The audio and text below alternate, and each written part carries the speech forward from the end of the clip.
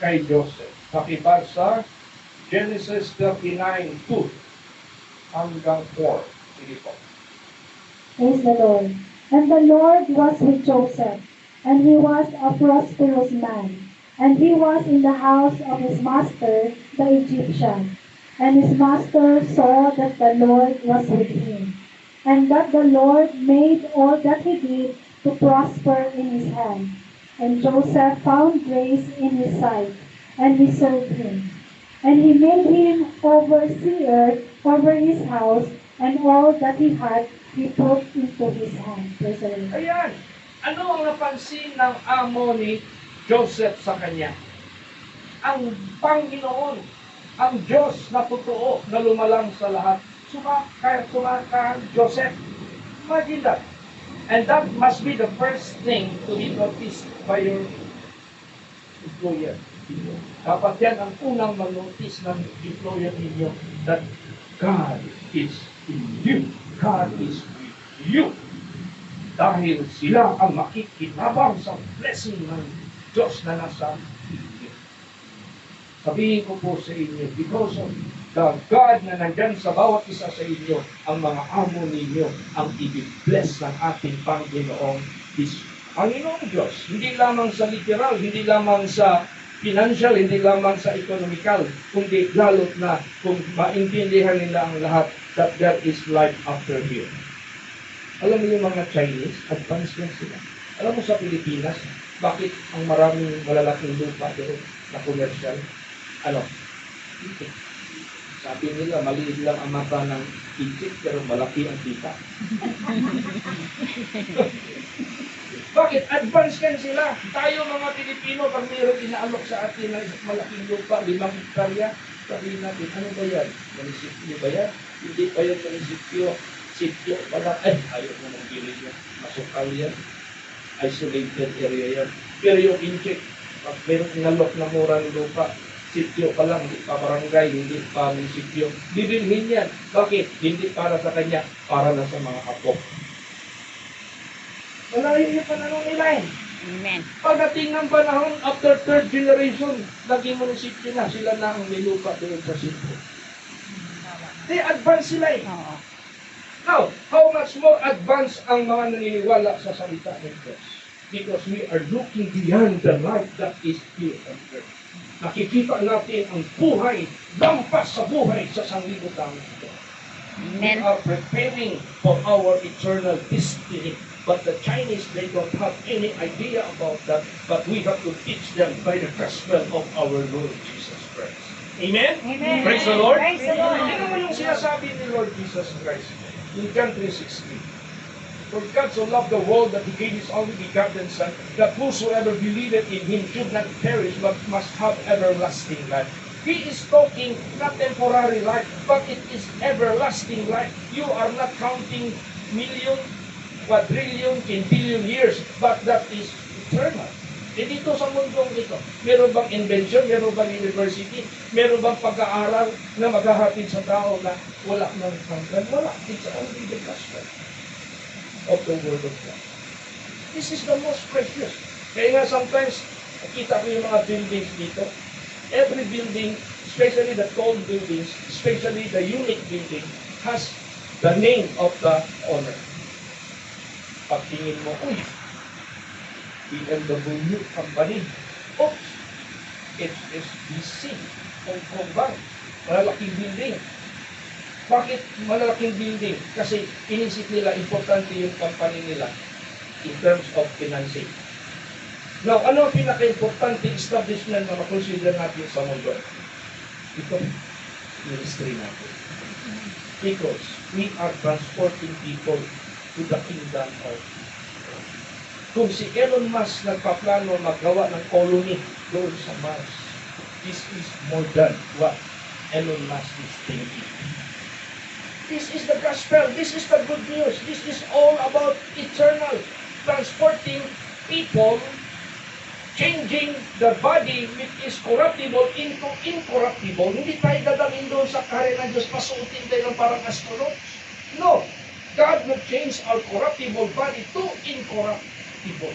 And no flesh and blood will inherit eternity. Kaya, This is so much higher category of wisdom and knowledge and intellectual because this is the knowledge of the living God. Minsan, ang mga tao nag-iisip. Wala namang pumupunta doon sa araw, yung sun, na magdala doon ng krudo, magdala doon ng panggatong so that the sun will keep on burning. Why is it until now nagniningas pa rin, nag-aapoy pa rin just to give light during the day? Di ba? Who made it? Who sustained it? The Creator. The living God. Oh, ang daming mga planeta, ang daming mga galaxies, ang daming mga Milky Ways. Sabi pa nga nila, there are billion stars, trillion, quadrillion, quintillion stars. And even the universe, you cannot reach the end of it because it is expanding more than or faster than the speed of light. Hindi nila kayang bilangin. Who made them? Who sustained them? It is the Creator. It is God. And this is all about His message. Who made the heaven and the earth. So this is considerable as the highest intellectual. Kaya importante ito. Kaya kayo na nandito ngayon, manatili lang kayo sa Panginoon. Someday, somehow, marirealize niyo how God will use you in His almighty way. Amen? Amen. Praise the Lord. Praise Do not the Lord. limit. Do not limit. Just open your heart, open your mind as what Joseph experienced. Sino mo si Joseph? Pumunta lang, pumasok lang doon sa Egypt as what? Di ba, servant? Oh.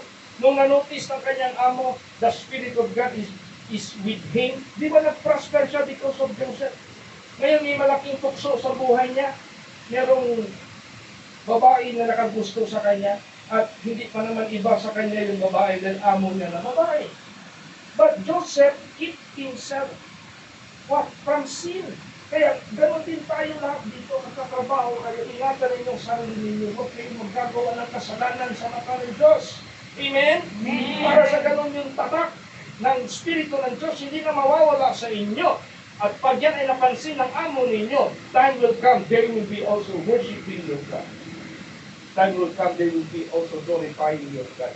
And that is what happened in Egypt. Ay yung unbeliever na hari na tinatawag na Pharaoh, naniwala na sa Diyos. Ganun kayo dito. The same. He is the same yesterday, today, and forever. Alam mo ang ginawa ng amo kay Joseph? Dahil lahat ng ginagawa ni Joseph nagpa-prosper, pinakatiwalaan ka, ginawa siya overseer. Ganon din kayo. You will be promoted in this place sa pamagitan ng mga amo ninyo. We can never know, we can never tell the matter about your faith, about your obedience to our God, our Creator, our Lord Jesus Christ. Baka itong matter na ito, baka makarating ito sa, ano bang tawag sa pinaka-highest officer of the land dito dito? Prime Minister? President? Prime Minister. We can never tell about that. Diba? Gagawin niya ng Diyos. Ano mo lang yan? O, tingnan mo kay Joseph, binigyan niya ng problema yung hari na magkaroon ng panaginip which he cannot interpret. Ginamit ng Diyos si Joseph. At dumating ang panahon, he became the Prime Minister. Dumating ang panahon, natupad yung panaginip. Na once upon a time, nagkaroon ng famine sa buong lugar na yan. And only Egypt has food. Dahil nandun si Joseph. Dahil yung panaginip ng hari, it is about 7 years abundance and 7 years famine. Nakahanda sila. Kaya sila lang yung mayroong imbak na pagkain. So lahat ng mga tao must go to Egypt to buy food. At isa doon na nagmarcha yung mga kapatid ni Joseph. At doon na sila nag-pay obeisance, pay respect sa Prime Minister, not knowingly it was their brother whom they had sold for a servant. At hanggang dumating ang panahon, ginamit na si Joseph para yung hari mismo maniwala sa Diyos. At doon na nagrami ang population ng children of Israel or Abraham. Kaya ito, in connection itong ng buhay ninyo sa gospel of the kingdom of God. Hindi kayo out, hindi kayo na-displace from the gospel of God. you are the continuation of the promise of God that this good news, this gospel must be shared, must be preached. Praise the Lord. Kaya gagamitin kayo lahat ng Diyos dito. Okay. So doon, nagrami, basahin natin. Genesis 47:1. Praise the Lord. Then Joseph came and told Pharaoh and said, My father and my brethren, and their flocks and their herds, and all that they have, are come out of the land of Canaan.